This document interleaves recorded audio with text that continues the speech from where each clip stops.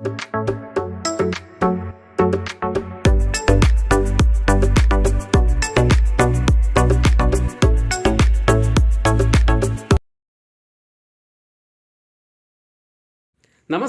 ഏവർക്കും study Nifty മലയാളത്തിന്റെ daily market ന്യൂസിലേക്ക് സ്വാഗതം. ഇന്ന് ഓഗസ്റ്റ് 19 തിങ്കളാഴ്ചയാണ്. ഇന്ന് നമുക്ക് ആദ്യം ഗിഫ്റ്റ് നിഫ്റ്റിയിൽ നിന്ന് തന്നെ ആരംഭിക്കാം. ഇന്ന് ഏകദേശം 70 മുതൽ 80 പോയിന്റ്സിന്റെ ഒരു ഗ്യാപ്പ് അപ്പ് ഓപ്പണിംഗിനാണ് നമ്മുടെ നിഫ്റ്റിയിൽ സാധ്യതയുള്ളത്. വെള്ളിയാഴ്ച ക്ലോസ് ചെയ്യുന്ന മിക്ക US, യൂറോപ്യൻ മാർക്കറ്റുകളും പോസിറ്റീവിൽ തന്നെയായിരുന്നു. നിഫ്റ്റിയെ കുറിച്ച് പറയുകയാണെങ്കിൽ 20 ഡേ EMAക്ക് മുകളിലായിട്ടാണ് ഇപ്പോൾ ട്രേഡ് ചെയ്യുന്നത്. അതൊരു പോസിറ്റീവ് ഫാക്ടർ തന്നെയാണ്. ഏതായാലും നിഫ്റ്റിക്ക് ആ ഒരു റേഞ്ച് ഹോൾഡ് ചെയ്യാൻ സാധിക്കുമോ എന്ന് നമുക്ക് കാത്തിരുന്ന് തന്നെ കാണാം. മറ്റു വാർത്തകളിലേക്ക് വരികയാണെങ്കിൽ 2025 സാമ്പത്തിക വർഷത്തിലെ ഒന്നാം പാദത്തിൽ സർക്കാരിന്റെയും സംസ്ഥാനത്തിന്റെയും ക്യാപെക്സിൽ കുത്തനെയുള്ള ഇടിവ് ഉണ്ടായിരിക്കുന്നു എന്നൊരു വാർത്ത വരുന്നു. മാത്രമല്ല, സ്വർണ്ണവില കുതിച്ചുയരുകയാണ്. ഇത് സംബന്ധിച്ച വാർത്ത നമ്മൾ മാർക്കറ്റ് ന്യൂസ് സെഗ്മെന്റിൽ ഉൾപ്പെടുത്തിയിട്ടുണ്ട്. ഇത് നമ്മുടെ ഇന്ത്യൻ മാർക്കറ്റിലെ ഗോൾഡ് ബിസിനസ് ചെയ്യുന്ന കമ്പനികളെ സംബന്ധിച്ച് പോസിറ്റീവ് ആണോ നെഗറ്റീവ് ആണോ എന്ന് കൂടി നമ്മൾ പറയുന്നുണ്ട്. അപ്പോൾ വീഡിയോ അവസാനം വരെയും കാണാൻ ശ്രമിക്കുക. ചാനൽ ആരെങ്കിലും സബ്സ്ക്രൈബ് ചെയ്യാൻ വിട്ടുപോയിട്ടുണ്ടെങ്കിൽ ദയവായി ചാനലും സബ്സ്ക്രൈബ് ചെയ്യുക. മാത്രമല്ല, വീഡിയോ ലൈക്ക് ചെയ്യാൻ മറക്കരുത്. ഇപ്പോൾ തന്നെ വീഡിയോ ആ ലൈക്ക് ബട്ടൺ ഒന്ന് ക്ലിക്ക് ചെയ്യുക. ഇന്ന് നമ്മൾ ശ്രദ്ധിക്കേണ്ട പ്രധാനപ്പെട്ട കുറച്ച് വാർത്തകളിലേക്ക്. സ്വർണ്ണവില കുതിച്ചുയരുകയാണ്. സ്വർണം ആദ്യമായി ഔൺസിന് $2,500 കവിഞ്ഞു. വെള്ളിയാഴ്ച 2.2% ഉയർന്നു. US ഫെഡറൽ റിസർവ് ഉടൻ തന്നെ പലിശ നിരക്ക് കുറച്ചേക്കുമെന്ന പ്രതീക്ഷകളാണ് ഇപ്പോൾ സ്വർണ്ണവില ഉയരാനുള്ള കാരണമായത്. 2024 മാത്രം സ്വർണത്തിന് 20% വില വർദ്ധിച്ചു. സമീപകാല US സാമ്പത്തിക ഡാറ്റ സൂചിപ്പിക്കുന്നത് ഫെഡറൽ വായ്പാ ചെലവ് കുറയ്ക്കുന്നതിന് അടുത്താണ്. ഇത് സ്വർണത്തിന്റെ തുടർച്ചയായ റാലിയിലേക്ക് നയിക്കുകയും ചെയ്യുന്നു. ഏതായാലും സ്വർണത്തിന്റെ വില വർദ്ധിക്കുന്നത് ജ്വല്ലറി സെഗ്മെന്റിൽ ഒരു നെഗറ്റീവായിട്ടുള്ള ഒരു ന്യൂസ് തന്നെയാണ്. കാരണം ഒരു വശത്ത് പ്രൈസ് വർദ്ധിക്കുന്നത് ഡിമാൻഡ് കുറയ്ക്കാനുള്ള കാരണമാവും. മറ്റൊരു വാർത്തയുള്ളത് 2025 സാമ്പത്തിക വർഷത്തിലെ ഒന്നാം പാദത്തിൽ സർക്കാരിന്റെയും സംസ്ഥാനങ്ങളുടെയും ക്യാപിറ്റൽ എക്സ്പെൻഡിച്ചർ കുത്തനെ ഇടിഞ്ഞു. പൊതു തിരഞ്ഞെടുപ്പും ക്യാപെക്സ് വായ്പകളുടെ മന്ദഗതിയിലുള്ള വിതരണവും മൂലമാണ് മൂലധന ചെലവിൽ വൻ ഇടിവുണ്ടായിരിക്കുന്നത്. 2025 സാമ്പത്തിക വർഷത്തിലെ ഒന്നാം പാദത്തിൽ സംസ്ഥാനങ്ങളുടെ മൂലധന ചെലവ് വർഷാവർഷം 20% കുറഞ്ഞിട്ടുണ്ട്. പ്രോപ്പർട്ടി, വ്യാവസായിക കെട്ടിടങ്ങൾ, ഇൻഫ്രാസ്ട്രക്ചർ അല്ലെങ്കിൽ ഉപകരണങ്ങൾ പോലുള്ള ഭൗതിക ആസ്തികൾ ഏറ്റെടുക്കുന്നതിനും നവീകരിക്കുന്നതിനും പരിപാലിക്കുന്നതിനും ഒരു ഗവൺമെന്റോ ബിസിനസ്സോ ഓർഗനൈസേഷനോ ഉപയോഗിക്കുന്ന ഫണ്ടുകളെയാണ് മൂലധന ചെലവ് അഥവാ ക്യാപെക്സ് എന്നൊക്കെ പറയുന്നത്. അപ്പോൾ ഈ സംസ്ഥാനങ്ങളുടെ മൂലധന ചെലവിലാണ് വർഷാവർഷം 20% കുറവുണ്ടായിട്ടുള്ളത്. സംസ്ഥാനങ്ങളുടെ കാര്യം മാത്രമല്ല, കേന്ദ്ര ഗവൺമെന്റും കേന്ദ്ര പൊതുമേഖലാ സ്ഥാപനങ്ങളും മൂലധന ചെലവ് ഗണ്യമായ ഇടിവാണ് രേഖപ്പെടുത്തിയിരിക്കുന്നത്. 2025 സാമ്പത്തിക വർഷത്തിലെ ഒന്നാം പാദത്തിൽ യഥാക്രമം 35%, 39% ഇടിവാണ് ക്യാപെക്സിൽ ഉണ്ടായിരിക്കുന്നത്. ഇതുകൂടാതെ സംസ്ഥാനങ്ങളുടെ നികുതി വരുമാനത്തിലും കുറവുണ്ടായിട്ടുണ്ട്. സംസ്ഥാനങ്ങൾക്കുള്ള നികുതി വരുമാന വളർച്ച 2025 സാമ്പത്തിക വർഷത്തിന്റെ ഒന്നാം പാദത്തിൽ 1.69% കുറഞ്ഞു. കഴിഞ്ഞ വർഷം ഇതേ കാലയളവിൽ അത് 22% വളർച്ചയാണ് കൈവരിച്ചിരുന്നത്. ഇന്നത്തെ ആദ്യത്തെ വാർത്ത, വിൻഫോൾ ടാക്സ് 4,600 പെർ ടണ്ണിൽ നിന്നും 2,100 ടണ്ണാക്കി കുറച്ചിരിക്കുന്നു. ഓഗസ്റ്റ് 17 ഈ വാർത്ത പുറത്തു വരുന്നത്. ഇത് ONGC, ഓയിൽ ഇന്ത്യ എന്നീ കമ്പനികളെ കുറിച്ച് ഒരു പോസിറ്റീവായിട്ടുള്ള വാർത്ത തന്നെയാണ്. മറ്റൊരു കമ്പനി അദാനി എന്റർപ്രൈസ് ആണ്. നോൺ കൺവേർട്ടബിൾ ഡിബഞ്ചറുകൾ വഴി 800 കോടി രൂപ സമാഹരിക്കാൻ കമ്പനി തീരുമാനിച്ചിരിക്കുന്നു. മറ്റൊരു വാർത്തയുള്ളത് സംവർധന മദർസൺ എന്ന കമ്പനിയെ കുറിച്ചുള്ളതാണ്. കമ്പനിയുടെ അനുബന്ധ സ്ഥാപനമായ Samvardhana Motherson innovative solutions Motherson auto കൺസൾട്ടൻസിന്റെ 34% ഓഹരികൾ വാങ്ങി. മറ്റൊരു കമ്പനി GMR എയർപോർട്ട് ആൻഡ് ഇൻഫ്രയാണ്. പാസഞ്ചർ ട്രാഫിക്കിൽ 7.7% വർധനവ് ഇയർ ഓൺ ഇയറിൽ ജൂലൈ മാസം ഉണ്ടായിരിക്കുന്നു. ഡൊമസ്റ്റിക് പാസഞ്ചർ ട്രാഫിക്കിൽ 7.1% വർധനവും ഇന്റർനാഷണൽ പാസഞ്ചർ ട്രാഫിക്കിൽ 9.3% വർധനവുമാണ് കമ്പനി രേഖപ്പെടുത്തിയിരിക്കുന്നത്. ജൂലൈ മാസത്തിൽ ബിസിനസ്സിൽ നല്ല ഒരു ഇംപ്രൂവ്മെന്റ് തന്നെയാണ് കാണുന്നത്. മറ്റൊരു കമ്പനി പോളിപ്ലക്സ് കോർപ്പറേഷൻ ആണ്. കമ്പനിയുടെ എക്സിക്യൂട്ടീവ് ഡയറക്ടറായി നിയമിതനായ പ്രണവ് കോത്താരിയെ ഹോൾ ടൈം ഡയറക്ടറായി 3 വർഷത്തേക്ക് പുനർനിയമിക്കുന്നതിന് ബോർഡ് അംഗീകാരം നൽകി. ബാങ്ക് ഓഫ് മഹാരാഷ്ട്രയെ സംബന്ധിച്ച് ഒരു നെഗറ്റീവായിട്ടുള്ള ന്യൂസ് ഉണ്ട്. 1.27 കോടി രൂപയുടെ ഒരു പെനാൽറ്റി RBIയിൽ നിന്നും കമ്പനിക്ക് ലഭിച്ചിരിക്കുന്നു. അതുപോലെ പൂനാവാല ഫിൻകോർപ്പിന് 10 ലക്ഷം രൂപയുടെ ഒരു പെനാൽറ്റിയാണ് RBIയുടെ ഭാഗത്തു നിന്ന് ലഭിച്ചിരിക്കുന്നത്. മറ്റൊരു കമ്പനി DCX സിസ്റ്റംസ് ആണ്. കമ്പനിക്ക് 107.9 കോടി രൂപയുടെ പുതിയ ഒരു project electric kits and cables and wires harness അസംബിൾസിന് വേണ്ടി ലഭിച്ചിരിക്കുന്നു. ഇന്ന് F&O സെഗ്മെന്റിൽ ബാനായ സ്റ്റോക്കുകൾ Aarti industries, ABFRL, Bandhan bank, Biocon, Chambal fertilisers, GNFC, granules India, India cements, India mart, LIC housing finance, Manappuram finance, NMDC, PEL, Punjab national bank, RBL bank, steel authority of India, sun TV മുതലായവയാണ്. ഇനി നമ്മുടെ ഏറ്റവും പ്രധാനപ്പെട്ട ലൈവ് സെഷൻ സ്റ്റാർട്ട് ചെയ്യുന്നത് രാവിലെ 11 മണിയോടുകൂടിയാണ്. 11 മണി മുതൽ 3:30 വരെ യൂട്യൂബ് ലൈവ് ഉണ്ടായിരിക്കും. അവിടെ നിങ്ങൾക്ക് പഠിച്ചുകൊണ്ട് ട്രേഡ് എടുക്കാൻ കഴിയുന്ന ഒരു അവസരമാണ്. അതുകൊണ്ട് ആരും പാഴാക്കാതിരിക്കുക. ഇനി സ്റ്റുഡൻസിന് ഒരുപക്ഷെ ലൈവ് കാണാൻ സാധിക്കുന്നില്ല എങ്കിൽ വിഷമിക്കേണ്ട കാര്യമില്ല. നമ്മൾ തൊട്ടുമുകളിൽ ഇവിടെ ഒരു വാട്സപ്പ് നമ്പർ നൽകിയിട്ടുണ്ട്. ആ നമ്പറിൽ മെസ്സേജ് അയച്ചതിന് ശേഷം നിങ്ങൾക്ക് ഞങ്ങളുടെ എഡ്യൂക്കേഷൻ ടെലഗ്രാം ചാനലിൽ ജോയിൻ ചെയ്യാവുന്നതാണ്. അത്തരത്തിൽ ഞങ്ങൾ സ്റ്റഡി പർപ്പസിന് വേണ്ടി ഷെയർ ചെയ്യുന്ന എഡ്യൂക്കേഷൻ വ്യൂസ് നിങ്ങൾക്ക് അവിടെ നിന്ന് ലഭിക്കുന്നതാണ്. ഇനി നിങ്ങൾക്ക് ഞങ്ങളുടെ എഡ്യൂക്കേഷൻ പ്രോഗ്രാമിലാണ് ജോയിൻ ചെയ്യേണ്ടതെങ്കിൽ തൊട്ടുമുകളിൽ നമ്മളിവിടെ നൽകിയിരിക്കുന്ന വാട്സപ്പ് നമ്പറിൽ തന്നെ മെസ്സേജ് അയച്ചതിന് ശേഷം നിങ്ങൾക്ക് ആ ഗ്രൂപ്പിൽ ജോയിൻ ചെയ്യാവുന്നതാണ്. മറ്റൊരാഴ്ചയിലേക്ക് നമ്മൾ കടക്കുകയാണ്. ഒരുപാട് ഇവൻറ്റ്സുകൾ വീണ്ടും വരുന്ന ഒരാഴ്ച തന്നെയാണ്. US നിന്നും ഫെഡറൽ ചെയർ ജെറോം പവലിൻ്റെ സ്പീച്ച് ഈ ആഴ്ചയുണ്ട്. മാത്രമല്ല FOMC മീറ്റിംഗ് മിനിറ്റ്സും US നിന്ന് പുറത്തു വരുന്നുണ്ട്. തിങ്കളാഴ്ച ഓഗസ്റ്റ് 19 ഓപ്പൺ ആവുന്ന ഒരു IPO ഇൻട്രാറെഡ് ബിൽഡിംഗ് പ്രൊഡക്ട്സ് ആണ്. അന്ന് US ഫെഡറൽ റിസർവ് ഒഫീഷ്യൽ സ്പീച്ചുണ്ട്. ചൊവ്വാഴ്ച ഓഗസ്റ്റ് 20 ഒരു IPO ലിസ്റ്റ് ചെയ്യുന്നത് സരസ്വതി സാരി ഡിപ്പോട്ടാണ്. ചൈനയിൽ നിന്നും ഇൻട്രസ്റ്റ് റേറ്റ് ഡിസിഷൻ പുറത്തു വരും. ബുധനാഴ്ച ഓഗസ്റ്റ് 21 ഓപ്പൺ ആകുന്ന IPO ഓറിയൻ ടെക്നോളജീസ് ആണ്.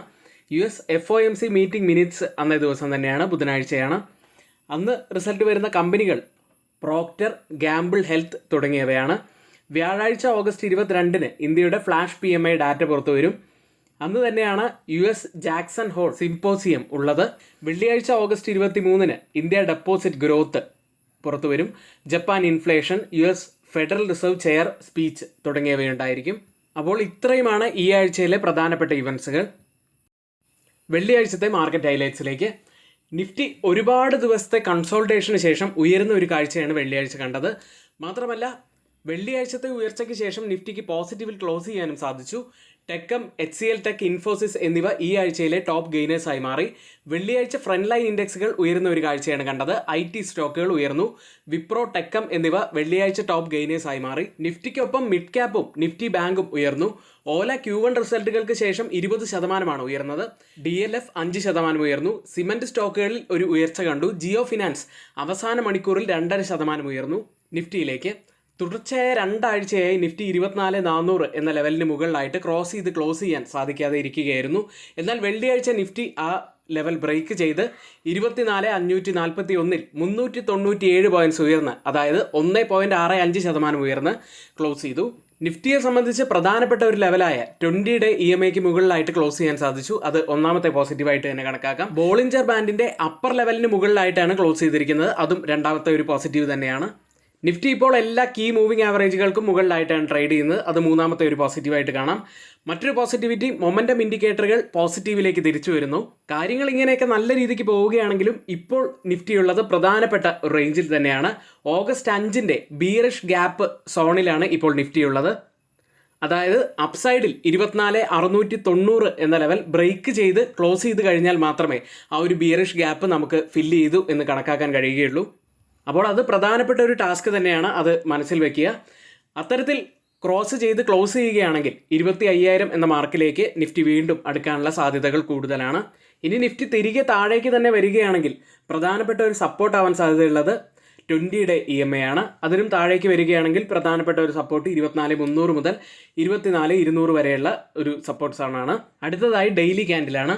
വലിയ ലോവർ വിക്കോട് കൂടിയ ഒരു ബുള്ളിഷ് ക്യാൻഡിലാണ് ഡെയിലി ചാർട്ടിൽ ഫോം ആയിരിക്കുന്നത്. ഒരു റിവേഴ്സലിൻ്റെ ഒക്കെ സൂചനയായിട്ട് ഇത് കണക്കാക്കാം. മാത്രമല്ല വീക്ക്ലിയിലും സെയിം ക്യാൻഡിൽ തന്നെയാണ് ഫോം ആയിരിക്കുന്നത്. അടുത്തതായി മാക്സിമം ഓപ്പൺ ഇൻട്രസ്റ്റ് രേഖപ്പെടുത്തിയ കോൾ സൈഡിലെയും പുട്ട് സൈഡിലെയും സ്ട്രൈക്കുകൾ.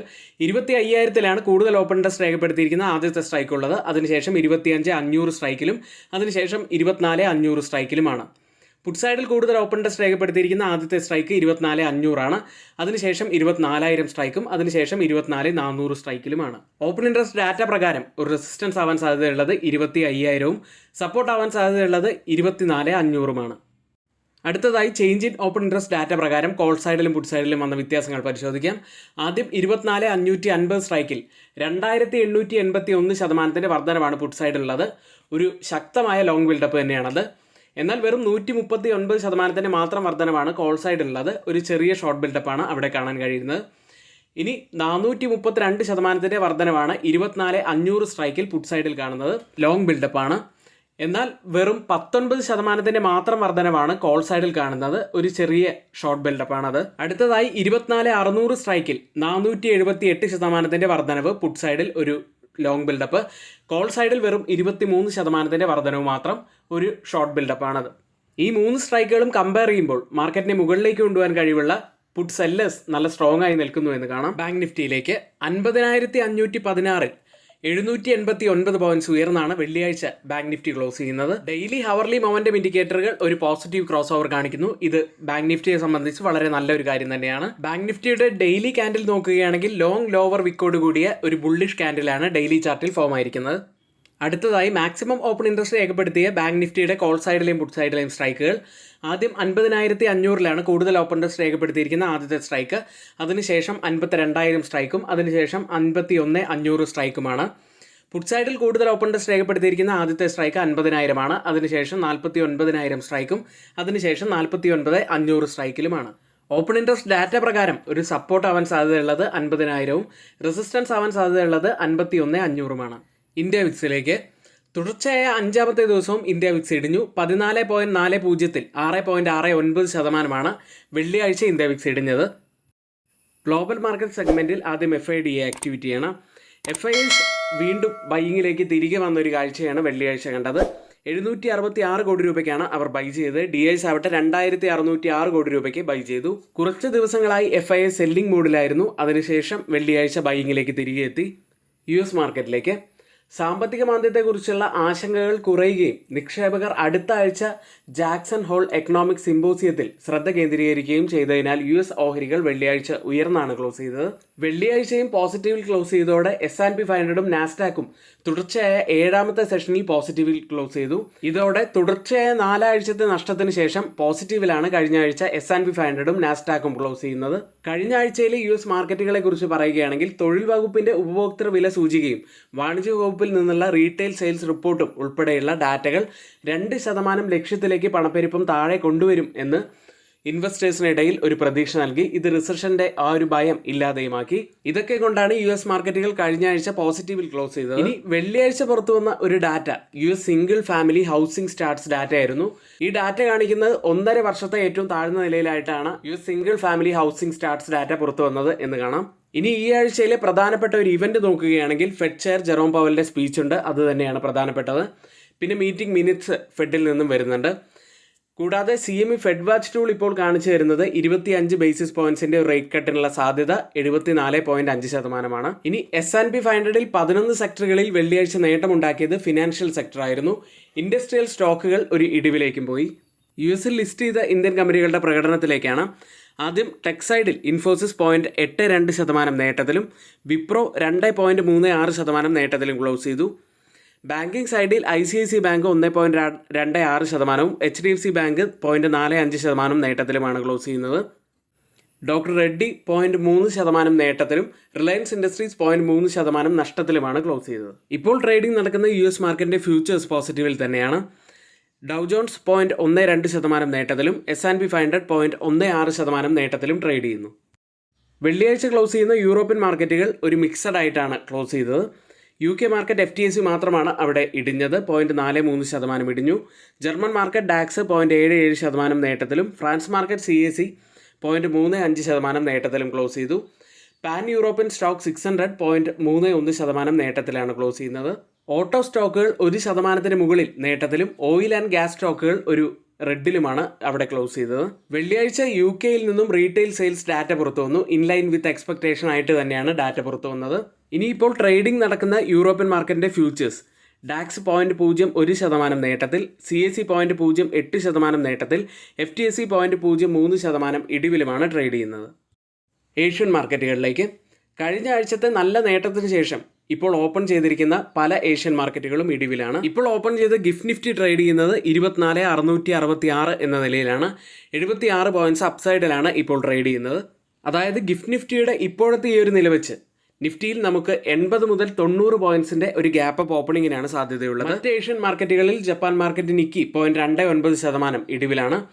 കോസ്പി മാർക്കറ്റ് 0.42% ഇടിവിലും, തായ്വാൻ മാർക്കറ്റ് 0.19% നേട്ടത്തിലും, സിംഗപ്പൂർ മാർക്കറ്റ് 0.26% നേട്ടത്തിലും ട്രേഡ് ചെയ്യുന്നു. ഓയിൽ പ്രൈസുകളിലേക്ക് ഗാസ വെടിനിർത്തൽ ചർച്ചകൾ നടത്തുമ്പോൾ ഇസ്രയേലിനെ ആക്രമിക്കരുതെന്ന് ഖത്തർ ഇറാനോട് പറഞ്ഞുവെന്ന റിപ്പോർട്ടുകൾ വന്നതോടെ ഓയിൽ പ്രൈസുകൾ വെള്ളിയാഴ്ച ഇടിയുകയുണ്ടായി. ബ്രന്റ് ഫ്യൂച്ചേഴ്സ് ഇപ്പോൾ ഉള്ളത് $79.40 പെർ ബാരൽ എന്ന നിലയിൽ 0.23% ഇടിവിലാണ് ഇപ്പോൾ ട്രേഡ് ചെയ്യുന്നത്. WTI ഉള്ളത് $75.20 പെർ ബാരൽ എന്ന നിലയിൽ 0.45% ഇടിവിൽ ട്രേഡ് ചെയ്യുന്നു. ഇന്നത്തെ ഏറ്റവും പ്രധാനപ്പെട്ട കുറച്ച് വാർത്തകൾ ഏറ്റവും ഓതറൈസ്ഡ് ആയിട്ടുള്ള സൈറ്റുകളായ money control, mint, ET Now, financial express, CNBC തുടങ്ങിയ മാധ്യമങ്ങളിൽ നിന്നാണ് നമ്മൾ എടുത്തിരിക്കുന്നത്. മറ്റുള്ളവയെല്ലാം നമ്മുടെ വ്യൂസ് മാത്രമാണ്. ഒരിക്കലും അതൊന്നും ഒരു റെക്കമെൻഡേഷനായിട്ട് ആരും തന്നെ എടുക്കരുത്. പൂർണ്ണമായും എഡ്യൂക്കേഷണൽ പർപ്പസിന് വേണ്ടി മാത്രമാണ് ഇതെല്ലാം ഷെയർ ചെയ്യുന്നത്. എങ്കിൽ ഇന്നത്തെ വീഡിയോ ഇവിടെ പൂർത്തിയാവുന്നു. ഏവർക്കും നന്ദി.